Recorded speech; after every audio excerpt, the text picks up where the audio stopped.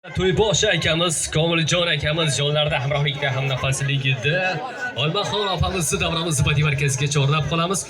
Suyukli farzandlarga atalgan chiroyli go'zal tilaklarni, dilizxonlarni bildirib qo'yishadi. Albatta To'yboshi opamizni talab va istaklariga binoan Zuhriddinbek keling siz. Keling endi. Bir chiroyli bitta hech qayerda aytmagan $50 nima bor-da mana. Rivoyatim bor. Mana shu yerda aytib beraman. Onajonimiz ayting deyishdi. Maylimi aytsak? Qani keling.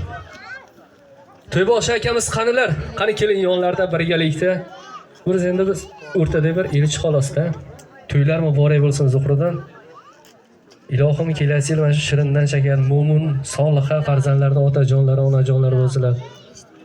To'yboshilarimizni ostina turgan akalarimizdan iltimos qilamiz, davramizni badiiy markaziga chorlab qo'yishlarini. O'sha akamizdan qani keling To'yboshimiz. Yo'llariga turing. Keling ona. Zuhurdan uzumlar tagida turgan ekanda, uyiga cho'mib, keyin otajonlari o'sha payt orqa tomonga o'taman desa, o'g'ilini bir g'amgin-da Zuhriddin. Oldiga borib, yelkasiga qo'llarini qo'yib, "O'g'lim, bu dunyoda kim zo'r?" deb savol berishdi. Zuhriddin, "Men zo'rman" deyishdi. O'g'lim adashdi shekilli. Yana bir bor so'raychi. "O'g'lim, bu dunyoda kim zo'r?" desa, "Men zo'rman otajon" deb Zuhriddin javob beribdi.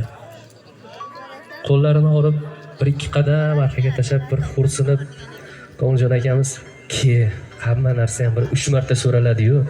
Yana bir bor so'ray o'g'limdan" deb. Yana yelkalariga qo'llarini qo'yib, "Bolajonim, bu dunyoda kim zo'r?" desa, Zuhriddin shunday qayrilib, "Otajonim, bu dunyoda siz zo'rsiz" deb javob beribdi. Komiljon akamiz, "Ha, 2 marta so'radim, men zo'rman deb javob berding o'g'lim" desa, "Otajonim, sizni qo'llaringiz meni yelkamda bo'lsa, bu dunyoda mendan zo'ri yo'q" deb javob bergan ekan. Vaqtimizga doimo otajonlarimiz sog' salomat bo'lsinlar. Bitta guldiroz qarsalar chalib qo'yasizlar To'yboshilarimizga.